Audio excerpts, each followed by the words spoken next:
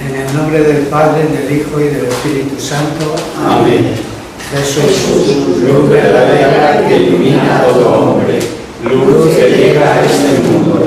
Nosotros sabemos que tú has venido de Dios, Padre, para ser nuestro Maestro y que enseñas los caminos de la verdad. Las palabras que oímos de ti son espíritu y son vida, pero ¿quién es digno de abrir el libro rompiendo el sello? Tú solo, tú que diste tu vida por nosotros y nos compraste para Dios con tu sangre. Danos a conocer los misterios del reino de Dios y las inagotables riquezas de tu corazón. Descúbrenos los tesoros de la sabiduría y de la ciencia de Dios que en ti se ocultan. Haz que tu palabra penetre nuestras almas, guíe tu luz nuestros pasos, ilumine nuestra alma hasta que venga el día y se disipen las tinieblas. Tú que vives y reinas por los siglos de los siglos. Amén. Mira, antes de empezar, un aviso. Ha estado don Pedro, el párroco de San Ildefonso, que es el que nos manda el sacerdote que nos da la Eucaristía todos los lunes, para invitarnos a la fiesta de San Ildefonso, que es el 23 de enero, el próximo martes. 15, sí, no vamos, mañana no, el martes siguiente 23. Entonces el mismo día 23 tiene un turno de adoración para el Santísimo Sacramento desde las 12 hasta las 6. Nos invita si alguien quiere apuntarse a algún turno de adoración, y a la fiesta del día 23 con misa solemne a las 7 de la tarde. Bueno, pues si alguno puede y está dispuesto, habitualmente Brígido es el que... Y Vicente, Brígido y Vicente han ido otras veces. Los que solían ir. ¿Dónde está la iglesia? ¿Dónde está la iglesia? Exactamente. Bueno, esto está subiendo la calle P hacia la iglesia de San Ildefonso, que era allí en una plaza un poquito... Por San Bernardo, ¿no? Sí. Donde empiezan las correderas. La corredera baja, la corredera alta. Ya sé cuál es. Sí. Bueno, Está el metro tribunal, un poco Sí, más por arriba a la detrás, derecha. por detrás, sí. Entras por ahí Y y hay te una llevan a placita, una plaza. hay una que placita y donde ahí está está. la iglesia. bueno, seguimos con el Evangelio de Lucas. Después de ver el último día la visita que Jesús hace a la sinagoga en Nazaret, que Lucas en un mismo episodio nos sintetiza quizás las dos visitas, las dos veces que Jesús estuvo en la sinagoga. Ya sabéis que Jesús era costumbre, acudía a la sinagoga, y en la sinagoga era donde exponía la doctrina, porque la sinagoga tenía dos partes. Una primera parte era una oración y una segunda parte se hacían unas lecturas de la ley y otra lectura de los profetas, y luego se explicaban las escrituras que se habían leído. Bueno, pues Cristo en muchas ocasiones vemos que está en la sinagoga exponiendo la doctrina. Y después de ver el último día en Nazaret, donde en una primera visita vimos que la gente quedó admirada de su doctrina, porque no se presentó como el Mesías, se presenta como profeta anunciando un año de gracia del Señor, es decir, anunciando una serie de bendiciones para Israel. Entonces dice que quedaron admirados por su doctrina y maravillados de cómo la exponía. Pero en una segunda visita empiezan, claro, el concepto que tenía de Mesías es que vendría de origen desconocido, y entonces en la sinagoga y en Nazaret se preguntaban, pero ¿no es este el hijo de José y de María, que nosotros conocemos? ¿Quién es este que pone esta doctrina? Y le empezó a decir esos refranes típicos, dice, me diréis, cuídate a ti mismo, o les pone los dos, para decirle que el profeta actúa siempre en nombre de Dios, pero prescindiendo del capricho de los hombres, porque también le echaban en cara un poco lo que vamos a ver hoy, cómo hacía prodigios en Cafarnaúm y sin embargo no los hizo en Nazaret. Y les dice los dos ejemplos del profeta Elías y el profeta Eliseo, como el profeta Elías dice, había muchas viudas en Israel, pero sin embargo no fue mandado más que a una de Sarepta en Sidón para remediarle el hambre. Igual el profeta Eliseo, había muchos leprosos en Jerusalén, pero sin embargo a ninguno fue a curar más que a Naamán el sirio. Es decir, que Dios actúa como quiere y donde quiere, prescindiendo del capricho de los hombres. Y por eso pues se lo toman como algo personal y quieren despeñarle. Por eso digo, hay dos visitas, en una se la recibe bien, en otra no. Bueno, después de ver esas visitas, que vamos a ver hoy en la sinagoga de Cafarnaúm. Y vamos a leer ya el capítulo 4, versículos del 31 al 37. Bajó a Cafarnaúm, ciudad de Galilea, y les enseñaba los días de sábado, y se maravillaban de su doctrina, porque su palabra iba acompañada de autoridad. Había en la sinagoga un hombre poseído del espíritu de un demonio impuro, que gritaba a grandes voces: «Ah, ¿qué tenemos que ver contigo, Jesús Nazareno? ¿Has venido a perdernos? Bien sé quién eres, el Santo de Dios». Jesús le ordenó diciendo: «Cállate y sal de él». El demonio, arrojando al poseso en medio, salió de él sin hacerle daño. Quedaron todos pasmados y mutuamente se hablaban diciendo: «¿Qué palabra es esta que con autoridad y poder impera a los espíritus impuros y salen?» Por todos los lugares de la comarca se divulgó su fama. Muy bien, ¿veis? Lucas y Marcos son los que nos comentan este texto. Lucas da ciertas descripciones de matices, dice que ante la orden de Cristo el demonio arrojó al poseso al centro de la sinagoga, seguramente delante de la tribuna donde Cristo estaba exponiendo su doctrina, y también que salió de él sin causarle ningún daño. Todo esto pues tiende a demostrar el poder y la autoridad que Cristo tiene sobre los demonios, y además presentarle como en su obra mesiánica. Sin embargo, Lucas, para que veáis las características de cada evangelista, Lucas omite que exponía una doctrina nueva y revestida de autoridad. Lo mismo que también omite que su enseñanza no era como la de los escribas. Sin embargo, Marco, que ahora lo vamos a comentar, sí recalcará esto. ¿Por qué Lucas? Pues porque que la doctrina que exponían los escribas a Lucas no le interesa, porque escribe para los gentiles y eso les podía distraer. No sabrían ni quién eran los escribas y les podría distraer en cuanto a sus lectores esos temas que eran locales, eran temas judíos.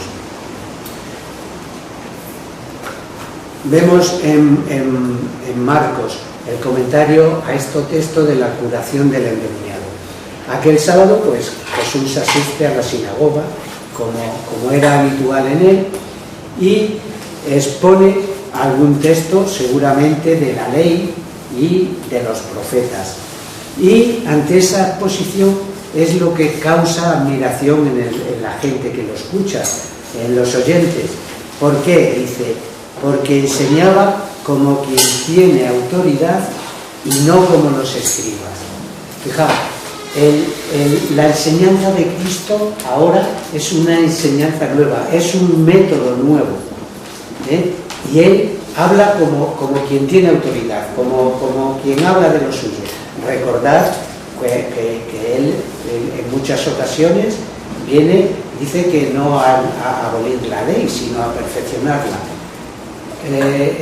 Oísteis que se dijo ojo por ojo y diente por diente, pero yo os digo, o incluso leer Mateo 5:32.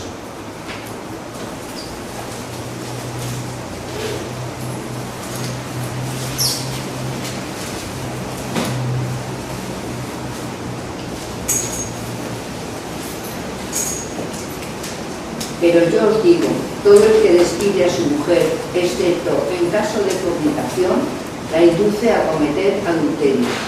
Y quien se casa con una despedida, comete adulterio. ¿Veis? Se dijo, o sea, Moisés os dio el libelo de repudio, pero yo os digo, el que despide a su mujer y se casa con otro, comete adulterio. Y quien se casa con la despedida, comete adulterio. ¿Veis?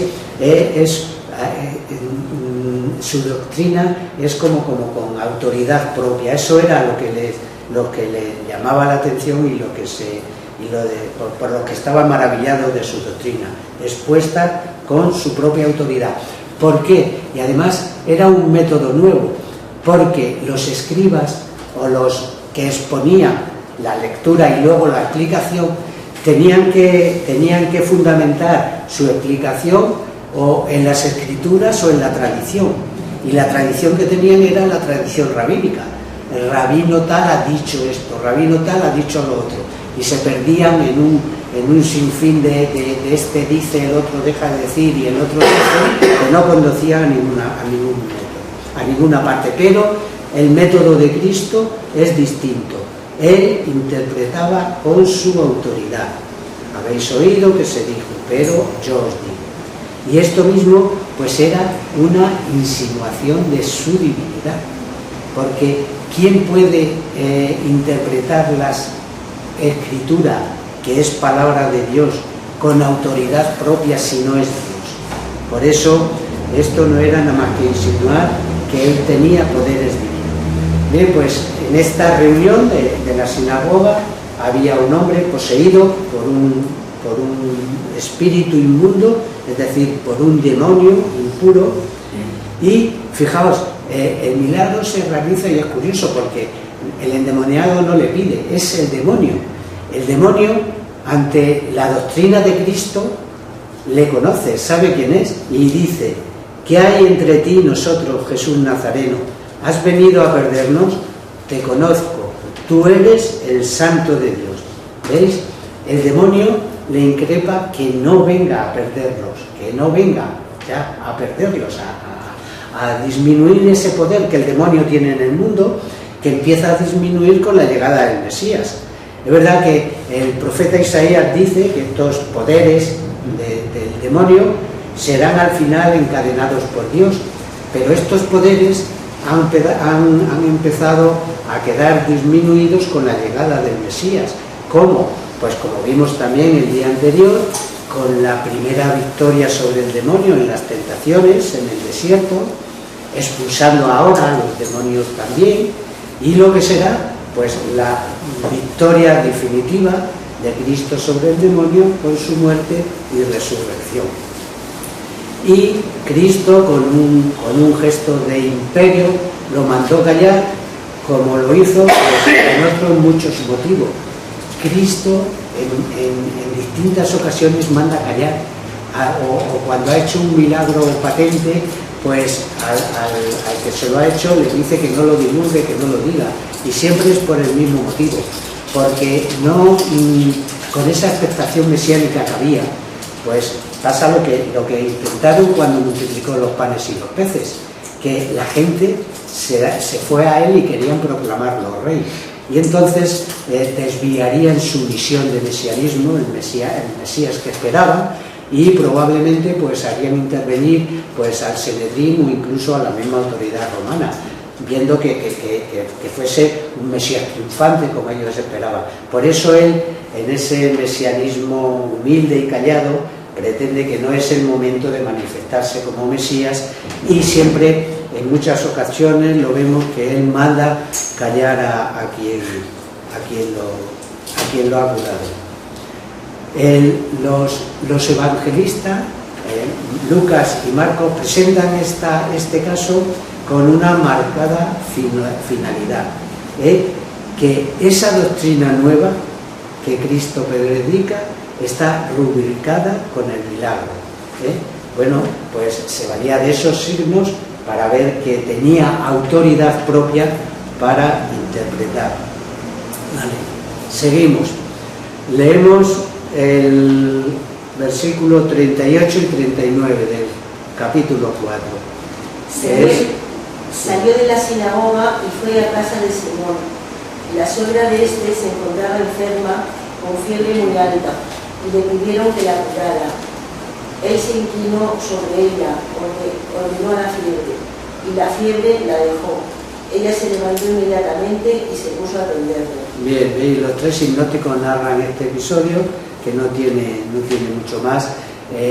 Lucas es el único que, como es médico, dice que era lo que la pasaba, que tenía una fiebre alta. Por lo demás, seguimos.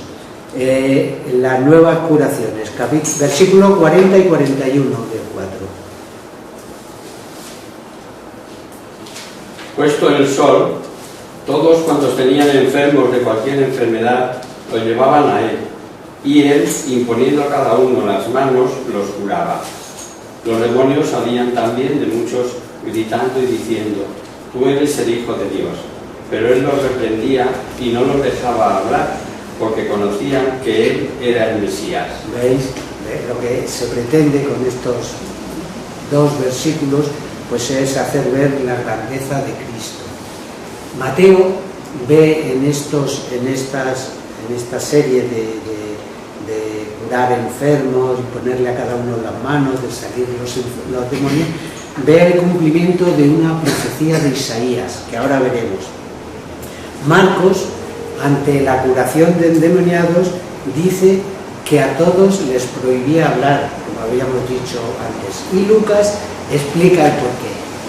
Lucas dice: tú eres el Hijo de Dios, pero él les reprendía y no les dejaba hablar porque conocían que era el Mesías. Es decir, para no manifestar un Mesías no falso, podríamos contar. Vemos el texto.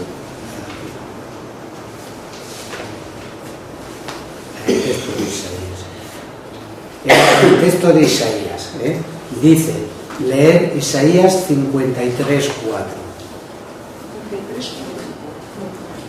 El 4. Sí. 53. Con todo, eran nuestros sufrimientos los que llevaba, nuestros dolores los que le pesaban, mientras nosotros le creíamos azotado, herido por Dios y humillado. Verdaderamente, él llevó sobre sí nuestras enfermedades y nuestros dolores. ¿Veis? A propósito de lo que leíamos. Puesto el sol, todos cuantos tenían enfermos de cualquier enfermedad lo llevaban ahí. Y él, imponiendo a cada uno las manos, los curaba. Digo que Mateo ve en este texto el cumplimiento de esta profecía. Pero en él presenta al Mesías que toma sobre sí, incluso físicamente, nuestras miserias para pagar por ellas. Sin embargo, Mateo, la interpretación de que hace no es que Cristo tome sobre sí todas esas miserias y todas esas enfermedades, sino que las quita de los demás. Si Cristo ha llevado sobre sí las enfermedades y dolores de los hombres, ha sido para expiarlos. Por eso el mismo Isaías dice: en su llaga hemos sido curados. Es decir, que Cristo, con su pasión y muerte, expió el pecado de los hombres. Y por esta pasión y esta muerte mereció también el poder curar el pecado y sus efectos del pecado. ¿Veis? Por eso Mateo ve estas curaciones mesiánicas hechas por Cristo, incluidas en un sentido literal pleno del texto de Isaías. Seguimos. Cristo sale de Cafarnaúm, sale de la sinagoga de Cafarnaúm y se irá a predicar sobre las demás sinagogas y sobre las demás ciudades de Judea. Leemos el 4, 42, 44. Al amanecer se fue a un lugar solitario y la gente andaba buscándolo. Lo encontraron y trataron de que no se alejara de ellos. Pero él les dijo: debo anunciar también el reino de Dios a las demás ciudades, porque para eso he sido enviado. E iba predicando por las sinagogas de Judea. Muy bien. Mira, Lucas dirá que todo este trajín fue llegado el día, es decir, quiere indicar el fin del reposo sabático. había Cristo, después de toda esta multitud que se le acercaba. Marcos nos dice en algunas ocasiones que el día era frenético, se pasaba todo el día curando, y luego por la tarde o por la noche se retiraba a un lugar desierto y allí se daba la oración, la importancia de la oración en Cristo. O sea, cuando tiene algún momento importante, como por ejemplo la elección de los 12, se pasa la noche en oración. Cuando tiene algo trascendente, siempre la oración.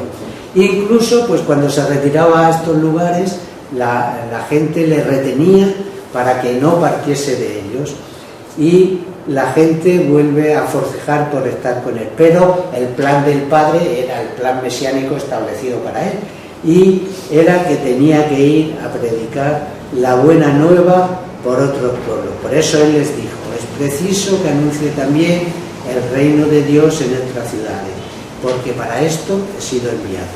E iba predicando por las sinagogas de Judea. Aquí seguramente en el texto de Lucas, Judea signifique toda Palestina, porque Marcos dirá que predicaba por Galilea, es decir, que en ese asunto de universalidad que siempre tiene Lucas en su Evangelio, seguramente se está refiriendo con las sinagogas de Judea a todas las sinagogas de Palestina.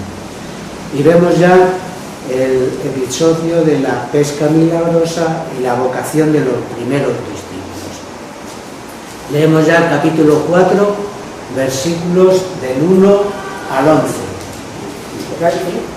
5. Capítulo 5. No. La pesca milagrosa es el... Perdón, sí. ¿Y por qué pone los primeros? Sí, 5, 1, 11. Sí. Sucedió pues que mientras él estaba de pie junto al lago de Genesaret, el pueblo se fue agolpando en torno a él para oír la palabra de Dios. En esto vio 2 barcas atracadas a la orilla del lago, pues los pescadores habían salido de ellas y estaban lavando las redes. Subió a una de estas barcas, que era de Simón, y le rogó que la apartara un poco de la orilla. Se sentó y enseñaba a las multitudes desde la barca. Cuando terminó de hablar, dijo a Simón: navega mar adentro y echad vuestras redes para pescar. Y respondió Simón: Maestro, toda la noche hemos estado bregando, pero no hemos pescado nada. Sin embargo, en virtud de tu palabra, echaré las redes. Lo hicieron así, y recogieron tan grande cantidad de peces que las redes estaban a punto de romperse. Entonces hicieron señas a los compañeros que estaban en la otra barca para que vinieran a ayudarles. Acudieron y llenaron tanto las 2 barcas que casi se hundían. Cuando Simón Pedro vio esto, se echó a los pies de Jesús diciéndole: apártate de mí, Señor, que soy hombre pecador. Es que un enorme estupor se había apoderado de él y de los que con él estaban, ante la redada de peces que habían pescado. Igualmente le sucedió a Santiago y Juan, hijos de Zebedeo, que estaban asociados con Simón. Pero Jesús le dijo a Simón: no tengas miedo, desde ahora serás pescador de hombre. Y cuando atracaron las barcas a la orilla, dejándolo todo, lo siguieron. Muy bien, ¿veis? Fijaos, aquí lo que se destaca fuertemente dentro de la historicidad del hecho es el simbolismo de la escena, donde predica Cristo desde la barca de Pedro. ¿Qué va a hacer luego? Un milagro de la pesca milagrosa. Cristo no hace las cosas porque sí, o no hace los milagros por capricho, porque ante el estupor de Pedro y de los demás, después de esa pesca milagrosa, les dice: esto que yo he hecho es lo que vais a hacer vosotros ahora que me vais a seguir, ahora que vais a ser mi discípulo, porque yo os haré pescadores de hombres. ¿Veis? Este simbolismo de predicar en la barca de Pedro, como la iglesia, ¿no? como la que luego a Pedro le va a dejar como cabeza. Y le dice que eche las redes. A pesar de que Pedro le dice que han estado toda la noche y no han pescado nada, porque tú lo dices, echarán las redes. Y al ver a Cristo dotado de esos poderes sobrenaturales, al ver esa pesca milagrosa, se postra en tierra reconociéndose no digno o indigno de estar junto a él. Era pues la reacción. Pero Cristo le promete que le hará pescadores del hombre. Y hace ver que se refiere pues, a ser discípulo de Cristo en orden a extender su reino y ser la piedra angular, la piedra de esa iglesia que luego va a pescar, que luego va a fundar. La pesca milagrosa le dice a Pedro y a los otros lo que va a ser su vida apostólica. Pues eso decía, que Jesús no hace el milagro por hacerlo, siempre tiene un significado, y por eso esa pesca milagrosa, ellos van a ser los pescadores de hombre en ese nuevo reino, en esa nueva vida apostólica que en adelante en nombre de Cristo van a llevar. Y dejando, dice, todas las cosas, le siguieron. ¿Cuántas veces veremos la llamada de Cristo nosotros, digo, también, y seremos capaces de dejarlo todo y seguirle? Porque el dejarle todo nosotros hoy, dejarle todo y seguirle, no significa dejar nuestra casa o dejar nuestras familias, no, significa que la vocación para la que hemos sido llamadas, cumplirla como quiere Cristo. Decía siempre Leodoro, recuerdo, que la santidad no estaba en el estado, sino en la perfección de estado. Es decir, que nadie es más santo por ser célibe o por ser casado. La santidad está en cada uno cómo cumple con su estado. Bueno, pues somos capaces de decirle, digo, fijaos la importancia que tiene el encuentro y la llamada de Jesús. En la primera llamada, cuando Juan narra, lo vimos el domingo pasado en el Evangelio, cuando Juan narra que estando con Juan el Bautista pasaba Jesús y Juan el Bautista les dice: este es el Cordero de Dios que quita el pecado del mundo. Dice Juan el Bautista: este es el Cordero de Dios que quita el pecado del mundo. Y dice que Andrés y otro que estaba con él, que es Juan, porque es Juan el que lo cuenta en su Evangelio, y sabemos que puede ser Juan por el detalle que va a tener después, cuando le vieron le pregunta Jesús: ¿qué queréis? Y ellos le dijeron: Rabí, ¿dónde vives? Venid y veréis. Y dice que pasaron con él aquel día que sería aquella noche. Y dice Juan en el Evangelio: era la hora 10.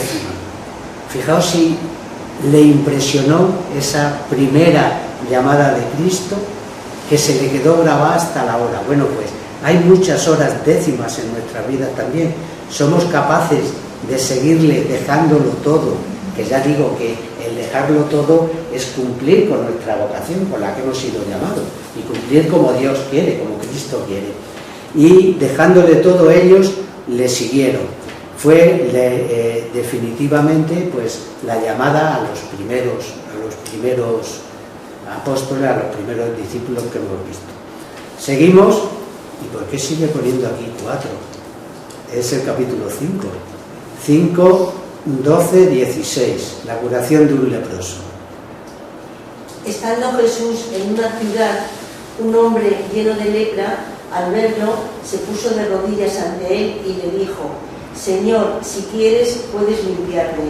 Jesús extendió la mano, lo tocó y dijo: quiero, queda limpio. Y al instante quedó limpio de su lepra. Y le ordenó: no se lo digas a nadie, pero anda, muéstrate al sacerdote y presenta la ofrenda que ordenó Moisés para que les coste tu curación. Su fama se extendió mucho y mucha gente acudía para oírlo y para que los curase de sus enfermedades, pero él se retiraba a los lugares solitarios para orar. Muy bien, y se daba a la oración. Vemos en Mateo,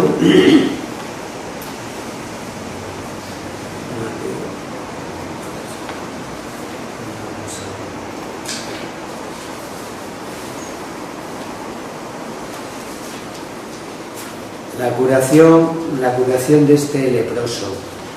En Mateo, que viene más explicada y más extendida. La enfermedad de la lepra tenía un triple repercusión en el que la padecía. Tenía una repercusión corporal, otra social y otra religiosa. La repercusión personal, corporal, pues la enfermedad que padecía, que era terrible, morían en vida, se les caía la carne a trozos, era con unos padecimientos físicos y morales. El leproso vivía muriendo, y lo más casi terrible del caso era que la enfermedad no tenía cura. Entonces esa repercusión corporal la tenía. Es social, porque como era gravemente contagiosa, pues tenían una serie de preceptos que los aislaban de la sociedad. Tenían que vestirse con harapos, ir gritando impuros, apartados de la sociedad, a pesar de que algunos, dependiendo, se les permitía acudir a los ritos de la sinagoga, pero hasta eso les degradaba, porque bajo unas condiciones muy estrictas. Eran los primeros que entraban, los últimos que salían, apartados en un lugar aparte, en fin, que así, desamparados, pues se convertían en lo más bajo de la sociedad, quedando reducidos las más de las veces a mendigar. Y luego también tenían una repercusión religiosa, para hacer su vida más tolerable. No eran los leprosos propiamente excomulgados del judaísmo, pero en condiciones hasta humillantes debían, como digo, entrar los primeros, salir los últimos, estar separados, y el concepto general se tenía es que de la causa de su enfermedad no era nada más que aumentar su desconsuelo, porque, como sabéis, pensaban que la enfermedad era producto de porque habían cometido algún pecado o porque tenían algún pecado. Luego el profeta Ezequiel nos hablará muy bien de que, bueno, recordáis por ejemplo cuando la curación del ciego, que le dicen a Jesús, ¿quién ha pecado? ¿Él o su padre? O sea, que bien o habían pecado él, o heredaba los pecados del padre o del hijo, el padre o el padre del hijo. El profeta Ezequiel nos lo deja muy claro. Leer, creo que es Ezequiel 18:20.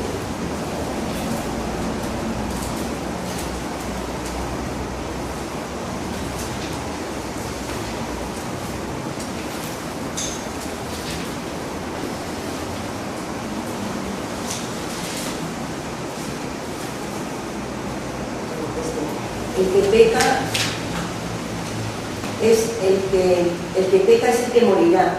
El hijo no cargará con la culpa del padre, ni el padre con la del hijo. Al justo se le imputará su justicia, y al injusto su injusticia. Veis que el que peca, ese pagará. Pero bueno, el concepto que tenían ellos era que efectivamente el que tenía una enfermedad o era paralítico o había quedado ciego, sería porque tendría algún pecado. Bien, el caso de la curación de este leproso debía de ser un caso grave, y viene a Cristo como remedio ya último y como remedio único. El leproso se le acercó, bueno, una de las normas que tenían es que no se podían acercar más de cierta distancia. Parece que eran 4 codos, pero bueno, tenían que acercarse, tenían una distancia para no acercarse demasiado por el contagio de la lepra. El leproso se acerca a Cristo y Cristo no lo aparta de sí. Fijaos, se daban casos, es más, llega, se postra delante de él, nos dice Mateo, de rodillas, dice Marcos, y sobre su rostro, inclinado sobre su rostro, dice Lucas. Cristo no lo apartó. Algunos rabinos llegaron a estos extremos increíbles de inhumanidad. Bueno, pues cuando veían un leproso, corriendo se separaban, se iban para otra parte, incluso algunos los apedreaban para apartarlos del camino por donde pudieran pasar. Sin embargo, Cristo no lo aparta. Y así, postrado ante Jesús, con el rostro en tierra, la voz del leproso se alzó hacia el Señor. Y fijaos la fe del leproso. Sabe que Jesús puede curarle, solo tiene que querer. Por eso le dice, si quieres, puedes curarme. Ante esa fe, Jesús, extendiendo el brazo, lo tocó. Fijaos, recordáis, creo que era en la charla que daba sobre la pasión, recordaba este episodio de cómo Jesús, que va a curar al leproso, lo toca. Decía la Madre Teresa de Calcuta, que en esas leproserías que ella tenía en Calcuta, donde estaban los moribundos, los leprosos ya moribundos, que una caricia les hacía más bien que cualquier medicina que pudieran tomar. Bueno, pues Jesús le va a curar. Y a pesar de que la ley lo prohibía, porque quedaban impuros si tocaban a un enfermo, y sobre todo a un leproso, Jesús, tocándole, lo curó. Era un gesto de imperio, de cómo lo iba a ser su voz. Quiero ser limpio. Y con su mano extendida y puesta sobre la cabeza, imperó a la enfermedad que le tocase, y al instante desapareció la lepra y quedó limpio. Pues se comprende fácilmente la actitud, la gratitud y la reacción de aquel hombre. Y ante ello Cristo le ordena otra vez lo mismo, que no diga nada a nadie, ¿no? Esta prohibición de Cristo hace suponer que no debía haber mucha gente, que debía o estar solo o ser muy reducido el grupo, cuando dice que encarga al esto, porque si hubiese mucha gente sería imposible que se hubiera aclarado el hecho. Parece que no debería haber. Y esta prohibición sabe que si lo divulga se iban a exasperar, a inflamar las turbas en aquel ambiente de sobreexcitación mesiánica, lo que podía hacer intervenir, pues, como había dicho antes, tanto al Sanedrín como a la autoridad romana.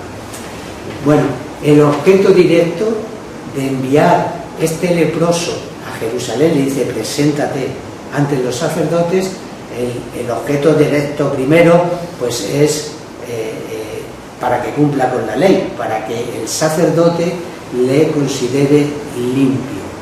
¿Qué cita es la de la cura del leproso? ¿Qué cita es la de la cura del leproso?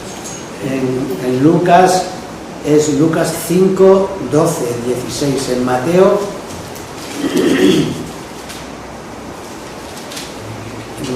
es 8, 1, 4. Digo que el objeto directo de enviar al leproso a Jerusalén, a que se presente al sacerdote, es cumplir con la ley. Pero también es enviar un rayo de luz a los sacerdotes de que el Mesías está aquí. Porque es verdad, luego por lo visto le siguieron muchos sacerdotes de judíos, siguieron a Jesús en su predicación después de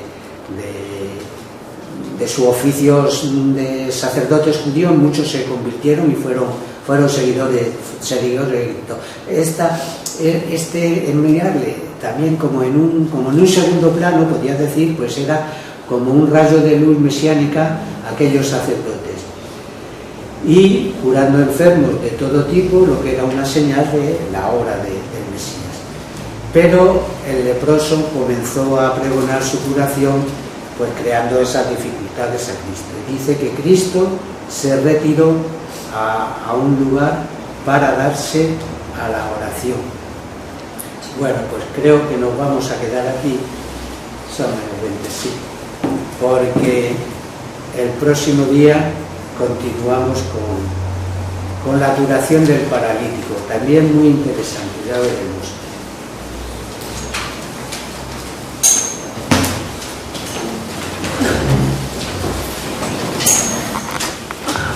Rezamos, Virgen, bella como la luna, delicia del cielo, en cuyo rostro se miran los santos y se contemplan los ángeles. Haz que nosotros, tus hijos, nos parezcamos a ti y que nuestras almas reciban la gracia de esa sabiduría que no te cae con los años, sino que brilla en la eternidad. María, sol del cielo, despierta la vida donde haya muerte e ilumina los espíritus en que haya tinieblas. Reflejándote en el rostro de tus hijos, concédenos un destello de tu luz y tu fervor. María, poderosa como un ejército, concede a nuestra fiel la victoria. Somos tan débiles y nuestros enemigos se sobrecrecen con tantos estragos, mas con tu bandera nos sentimos seguros de vencerlo. Él conoce el poder de tu pie y teme la majestad de tu mirada.